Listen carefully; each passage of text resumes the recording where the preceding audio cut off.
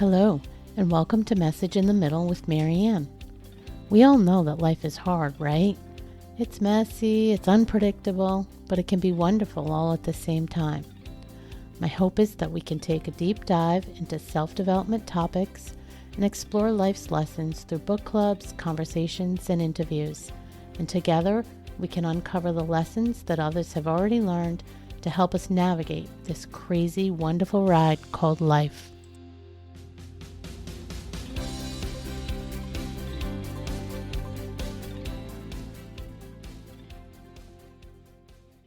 Hello and welcome back to Message in the Middle. Thanks so much for joining us. I'm your host, Marianne, and today we're diving into a conversation about resilience, courage, and the power to reclaim your life after devastating loss. My guest is Valerie Silveira, a woman who's faced more heartbreak than most of us can imagine. Valerie's daughter, Jamie, was shot at just 18 years old. She survived, but she became addicted to the opioids prescribed during her recovery. After years of trying to save her daughter, Valerie made the painful decision to save herself. 12 years later, tragedy struck again when Jamie was murdered. The story doesn't end there. Nearly a decade later, Valerie is still fighting for justice. She's a speaker, award-winning author, and podcast host who shows others how to overcome the obstacles in their own lives. Her latest book, Burn the Map, is a bold invitation to stop waiting for life to return to normal and instead live with unbreakable courage. Her message is clear. Courage isn't something you wait to feel. It's something you choose. And today she's here to share her story and help us see how even in the darkest moments, we are not powerless and we're not alone. Valerie, welcome to the show. Thank you, Marianne. Glad to be here. I'm so glad to talk to you and to sort of tap in not only to your story, but to the things that you've learned from your story, because I think they're so relatable. I want to start with the fact that you say that courage isn't something you wait to feel. It's a choice. Take us back to that moment, because I can't imagine you always knew that. When did you realize that you had to choose courage rather than wait for it to arrive? Well, I would say that, believe it or not, it wasn't when Jamie was shot. That was just more like out-of-body experience, right? How can this be my life? Yeah. How can I be sitting in the ICU waiting to see if my daughter will wake up? It was very serious. How is it that she was hanging out with gang members? Like, how is this my life? So it was more like that. Right. But then when she became addicted to the opiates and then, I'm not going to get into the Jerry Springer episode of what goes on when someone's in addiction, but it's not pretty. And all of the garbage and all the lies and all the just heartbreak and not being able to save her. And so I really think what happened was at my lowest point, and I really feel like too, Marianne, that no matter what people are going through, their story doesn't have to be anything like mine. I think that it's important for your listeners to know that your lowest point is not necessarily a bad place. And I say that recognizing that we'd all like to have the highs, every day of our lives. Okay. Yeah. But it depends on how you decide to look at things, because my lowest point was the point that saved my life. Mm. And it's because I'm standing in my kitchen one day and I thought about this so many times. I'd cry in my walk-in closet. So even my husband didn't know how devastated I was. And I'm smiling on the outside, right? And nobody knows how I'm feeling. And it just came out. Bleh. One of those things that just blurted out, without a plan. And I said to him, I don't want to be here anymore. And I followed that up with, it's too hard. Mm. So, that was my very weak moment of saying, I can't do this anymore. Now, I wasn't suicidal, but that's how I felt. Like, I can't do this anymore. I can't save Jamie. I'm trying to save her. I'm trying to get her to go back to rehab and quit leaving before it's over and just, convince her and all the stuff that any mom would do. And it was killing me on the inside. So I'm smiling on the outside and dying on the inside. And then I blurt this out. To this day, Marianne, I can see the look on Rich's face when I said it. It broke his heart. He's her stepfather, but even so, he's been through all of it with us. And he's looking at the person he loves most in this world. And that's what she just said. And he can't fix it. And he can't, But what happened was I started to think about my son, Sean, who is 2 years younger than Jamie. And honestly, it was like, no, There is no way that I was put on this earth for that to be the end of my story, to become a sad, lonely old woman that Sean goes, oh, I wish you would have known my mom back when she was funny. And, no, I'm not going to do that to him. I'm standing before the biggest opportunity of my life. In my devastation, I have the biggest opportunity to show Sean, not tell him, to demonstrate what courage looks like. And I don't have any idea how I'm going to get there, where I'm going to go. But it was in that moment that I made the decision to stand up and fight for my life. And I did it initially for him. Wow. And I'm sure if I ask you, like, why? What was that switch that flipped? I guess I just thought, like, how unfair. What am I doing? I mean, yes, recognize that watching your oldest child, the first love of your life, watching her self-destruct is torture. Okay. I'm not taking away from any of that, but I thought, how unfair for him. He's losing his first best friend, his only sibling, and he's losing his mom too. Yeah. Now, I can't do anything about him losing his sibling, but I can make sure he doesn't lose his mom. Not to mention, what if no one else ever comes along and shows Sean what courage looks like? What if no one ever comes along and demonstrates that you can be at your lowest point, your darkest days, and you can fight your way out of it? What if no one ever shows him that lesson? Shame on me. I have to ask this because I know somebody that's really struggling with this right now. I'm guessing you can relate. So you made that decision. And as I said in the beginning of the show, it didn't end well with Jamie's story for her anyway, nope. Right? What happened Worst to her? ending possible, yeah. Worst ending possible. Have you dealt with any of the what ifs? If only I had not made that decision that day.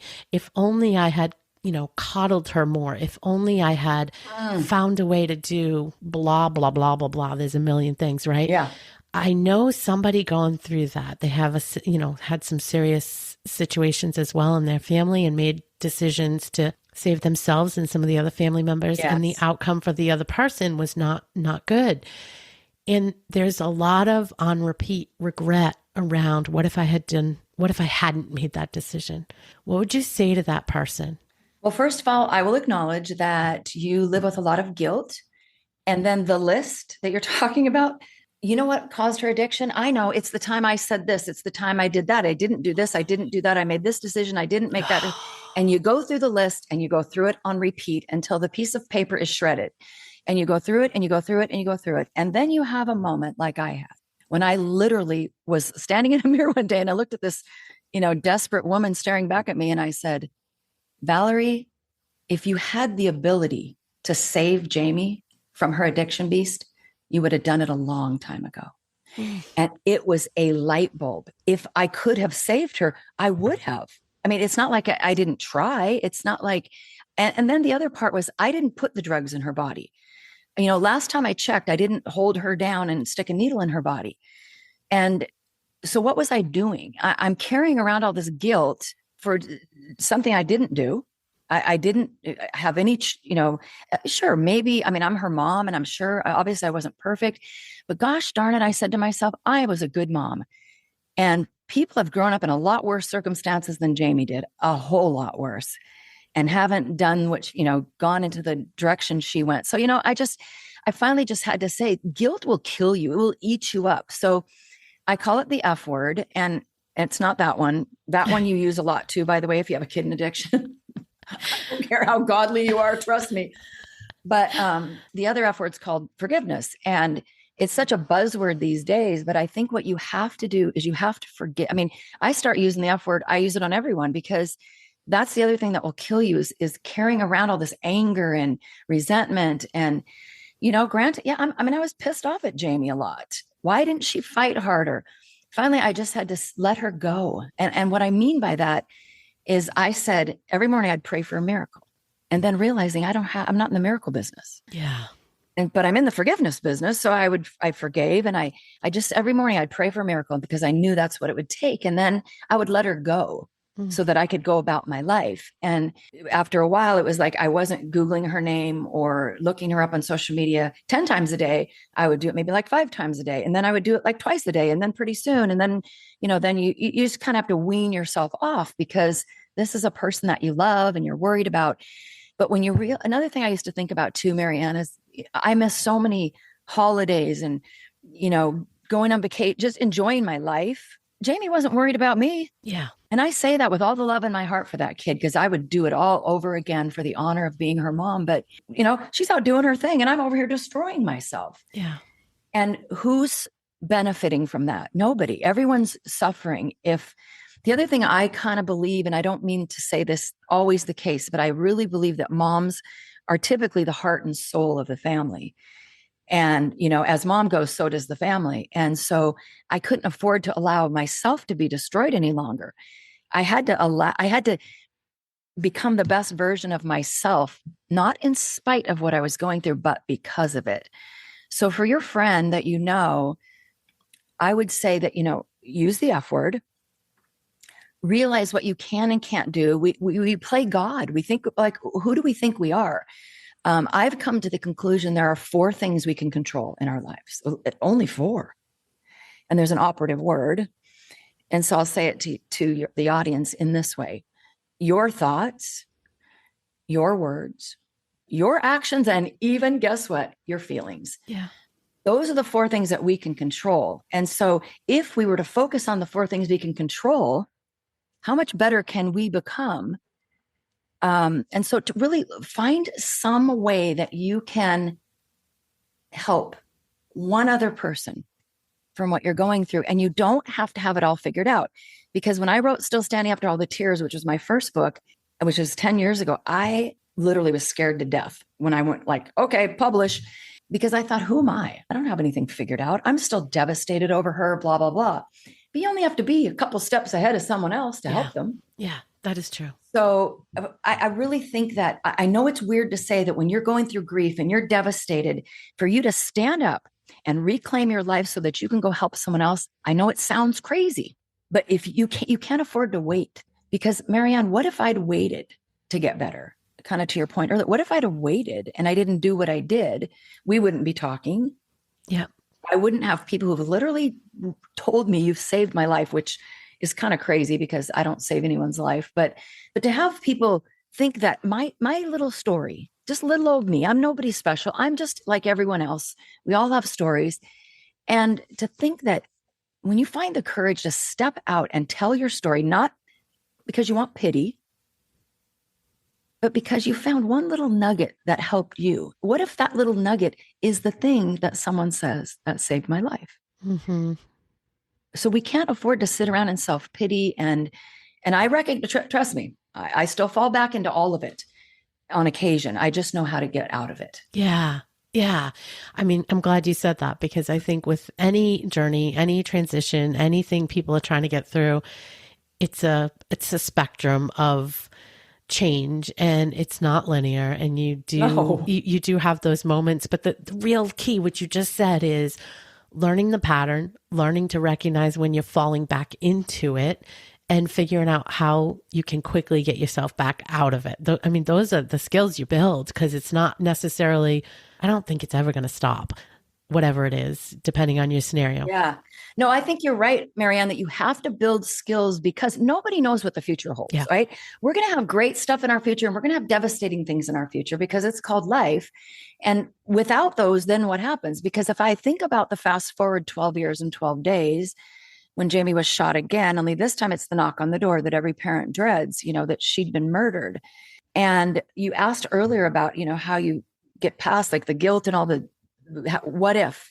So now I'm going, well, what if I'd have kept in better touch with her? Because I just let her go do her thing and said, I'm here, what if I would have, and the beast knew. It was like, okay, let's go. I know how to get to her. Let's go back down that road again. And I thought, you know what? That road is so worn out.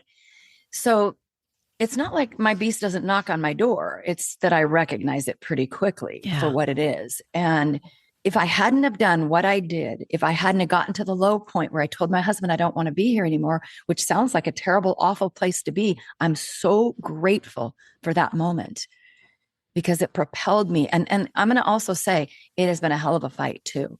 It's not like I said that and then I just skipped down the road and wrote a book and off I went. I have wrestled with God, with myself, with my beast. I mean, life's tough, and I don't mean to say that in a downer Yeah. way, but I mean, let's face it, life's tough. So if life is tough, fact, if life is scary, fact, there's no such thing as fearless, then what do? Your only choice is to learn how to be courageous. And guess what courage means? You do it when you're scared to death. Yeah, when you don't know all the pieces, all the paths, all the steps, you do it anyway. When you're shaken in your boots. Yes. Yeah, I agree with that. So much good stuff in there. I think the forgiveness piece is huge too. And I think a lot of us get tripped up on that because we didn't get the playbook. And how do you forgive them? How do you forgive yourself? How do you forgive? There's some work there that it takes to sort of, you talked about all of it. It's partially letting it go. It's partially just knowing that you did the best you could at the time with the information you had, right, and with the things that you really could control. I think when you learn to separate what you can control and what you can't control, it's a little easier to forgive because you can't control their actions. Well, and it's freeing. I mean, it frees you up from trying to play God, from running around being judge, jury, and executioner. Yeah. And, I know it's weird because I remember when my kids were little and I used to say, if anything ever happened to one of them, I'm done. Okay. Roll me up in a ball, put me in a corner. I'm going to be drooling in a corner, and something did happen and I'm not done. But I think that we have to also separate. This is critical, what I learned. Separate the difference between justice and forgiveness, because this is why we don't want to forgive people, because they don't deserve it. Well, none of us really deserve it most of the time. It's like we have to separate the difference between, and I had to learn that the first time Jamie was shot, because when she was shot by this guy who turns out to be a gang member, and I'm still in shock. My daughter's hanging out with gang members. I mean, I had suspected it and, but I really, when they were out looking for him, because they had to send a SWAT team after him. And I remember sitting at the ICU thinking, you know what I could do tonight? I could kill him. This is how you feel. I could kill him. Then I'd drop to my knees and I'd ask for forgiveness and I'd sleep like a baby. Yeah. That's how I felt. Now, obviously, that's not who I am and what I would have done. But that's how I felt. And then I realized as this was going on and we were marching toward this trial, he ended up pleading guilty and going to prison. But I'm sitting here marching and thinking, he doesn't give a rat's ass if I live or die. What am I doing? I'm over here angry and, all this stuff. And that's when I realized I have to forgive him. I want him to go to prison. Yeah. But I need to forgive him because it's killing me. It isn't even about him. And so we'd heard that before, right? We hear this cliche. And so I was heading toward this a moment ago, that when my kids were little, I would hear things like somebody's kid would die, be killed. And the parents would go, oh, we've forgiven the killer. And I'd go, what? You've forgiven the killer? What is wrong with these people? I would never, oh, they must be pastors' kids or something. Like who forgives someone that killed your child? But there I was. Now this was me. And I'm sitting here going, what is this doing? Okay. Would I rather he becomes a good person? Mm-hmm. Or would I rather he just kills someone else later? So I started praying for him and hoping that he has a good life and he becomes a good person. And I have no idea whatever came of him, but that gave me the skill. So then I started saying, okay, I forgive Jamie for all the garbage, for not fighting harder. I forgive myself for anything I could have done better. I mean, I just started throwing that F word around like, nobody's business. But it really built the skill. You mentioned this earlier. It helped me to build the skill. So now this other guy, he murdered my daughter. He shot her 7 times. She's unarmed. It wasn't even over drugs. It was just, we don't even yet know. I think it was over like a pair of pants or something. It was over really something stupid. And I want every bad thing to happen to him. I'm sorry. That's my mom's heart saying, I want him to go to prison for life. I don't ever want him out. He's an animal. He's evil. But at the same time, I say I've forgiven him. Now, those two might not be able to be reconciled when you're listening to me, but it's because I separate justice and forgiveness. Justice is society needs this guy put away. He needs to be off the streets. Forgiveness is I release you from my heart. So he blew a permanent hole in my heart. It hasn't shrunk. It's never going to. He doesn't get the rest of me. That's just dumb. Yeah. That permanent hole in your heart. Let's talk about that for a minute, because I think, sometimes people or our society or whatever can sort of get caught up in the sentiment about if you're going through grief that you should get over it in a set amount of time, or like when are they going to be past that? When are they going to get past that? Something to that, Nope. that sentiment, right? But the reality is you never get past it. If you have some big things happen to you, and they can be little things, but big to you as well. Those things, whatever it is you're grieving, they stay with you. You don't really get over them, but you're talking about it. You didn't really call it out and say it, but you're talking about it. You learn to live with them. You learn to live around them. Talk to me a little bit about that.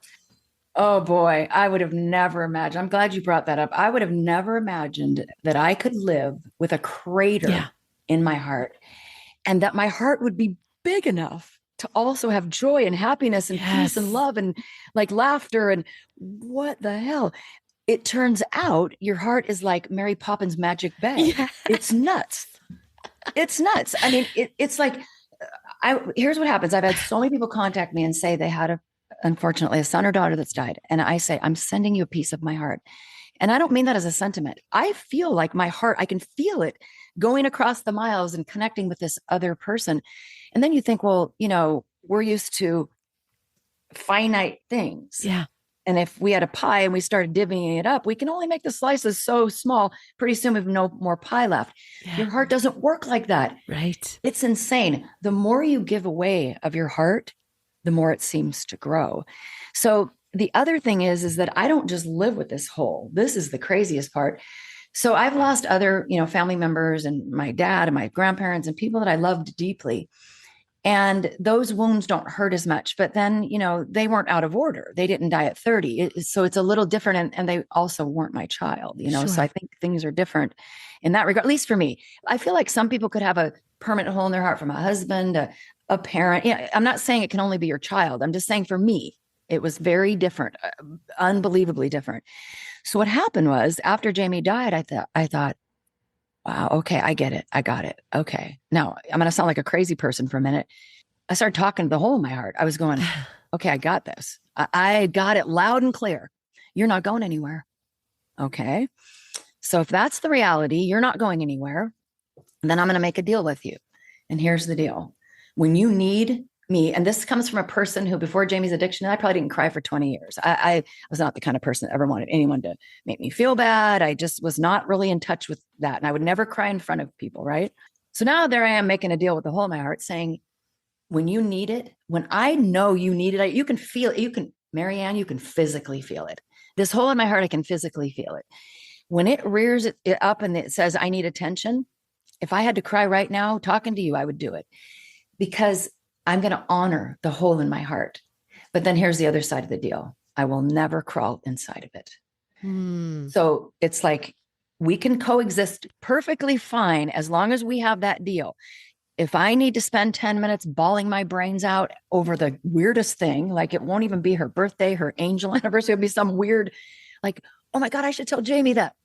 Oh, that's right. Or who knows what it'll be. And so it's like, you need me. Okay. I honor you. And then you also mentioned another thing I don't want to forget, getting over. Why would I want to get over my daughter? Right. Why would I want to? Right. When people say that, you think, I would never want to get over her. Right. I mean, here's what, oh my God, this is how I feel about it.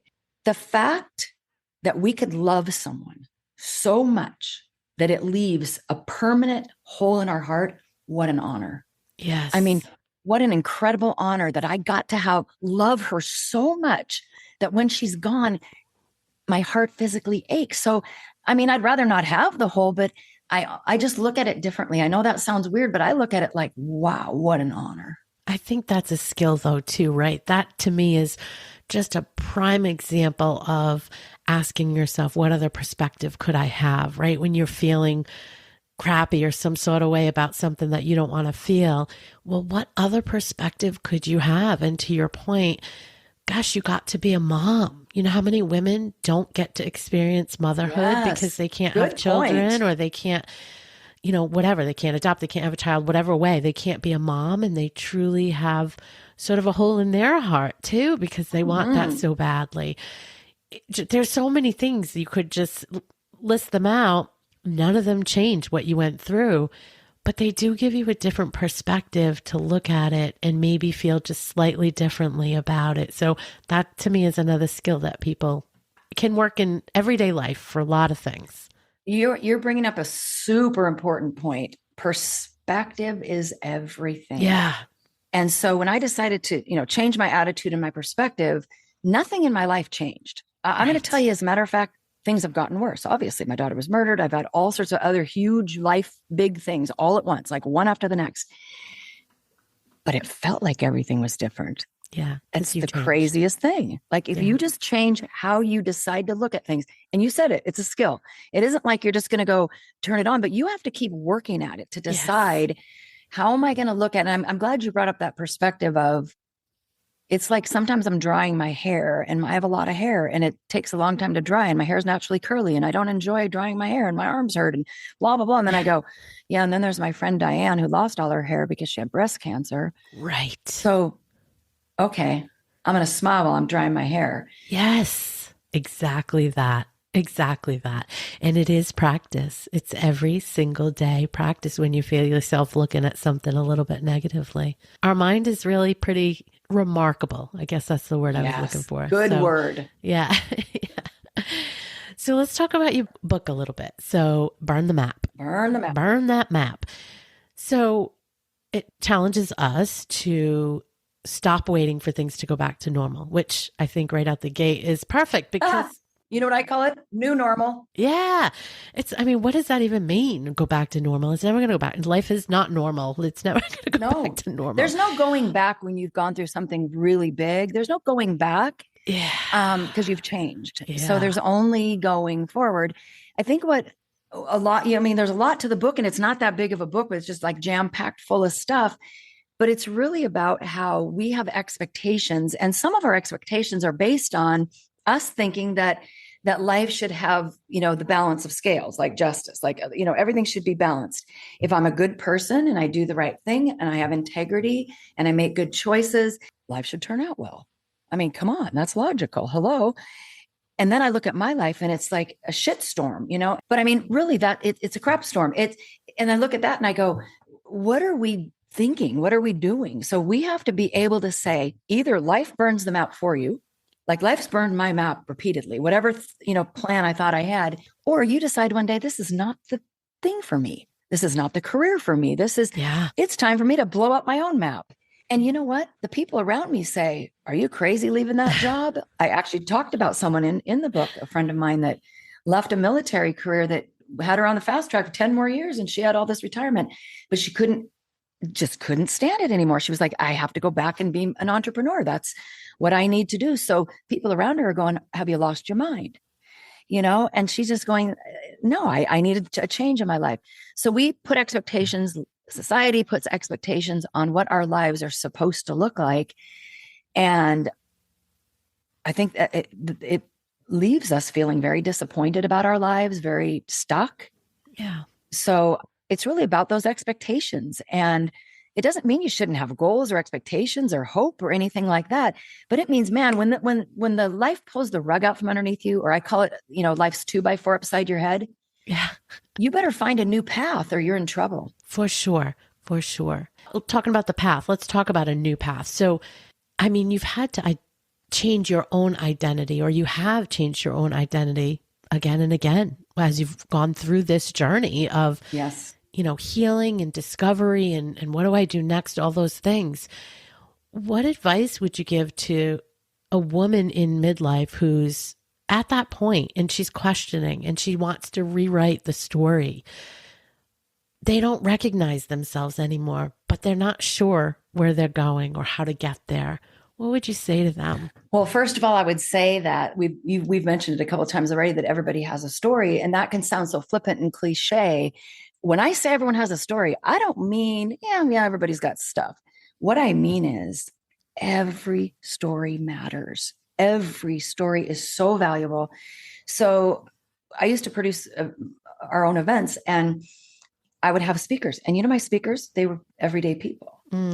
they were moms like me. I didn't go after, someone with a big following and all that because I wanted people to hear from real people. And every single time they'd be nervous. They're not professional speakers. They're not used to being in front of a crowd or a microphone. And I would tell every one of them this.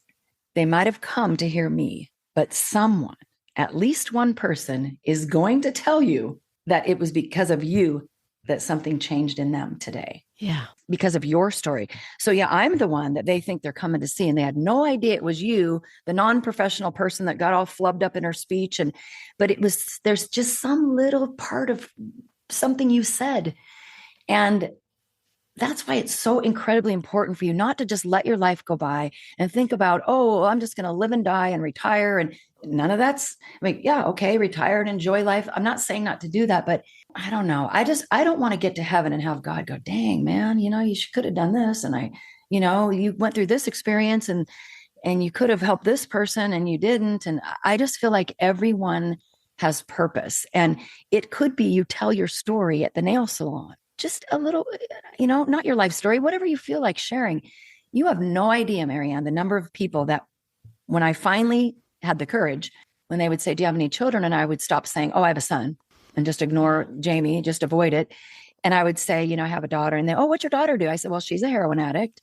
I can't tell you how many people would then tell me a story, not necessarily about that, just some story in their life that they were maybe ashamed of or embarrassed about. And they tell me, I would have never told you that if you had not told me your story. So for those women who think that they don't have that value, they don't have, their story doesn't matter, it's not huge, it's not going to set the world on fire. What if every single person just helped one other person? What if that's it? Just one other person was inspired by you. The world would be a completely different place. 100%. 100%. I always say that if my episodes can reach just one listener, thankfully it's more than that now. But if it's, when I set out, that was my goal. And honestly, it still sort of is, because if we can just reach one at a time, one person at a time, the ripple effect and the overall impact is just huge at the end of the day. Marianne, you know what you're doing? When you started out, you had this idea about addition. I'm a math person. I'm not. I love multiplication. I love multiplication. That's what you've done, because if you touch that one person, they go and then they touch. And like you said, the ripple effect, we're talking about multiplication. Yeah. So the impact you have just by, coming on here and sharing your story and people's stories and giving women or men, whoever, a platform to share. I just think what you're doing is so incredible. And I love that you were humbled enough. And I felt the same way. I told my husband, if this book, my first book, if this just helps one other person, oh my God, I'm putting my story out. I'm an emotionally private person. I'm a very emotionally private person. Same girl, same. Really? Yes, I can relate. And then I'm over here spilling my guts and I'm going, it freaked me out. But then I thought, you know what, girl, get over yourself, because if one other person, like you just said, it'll be worth all of it. Yes. Yes. And it has been, wouldn't you say?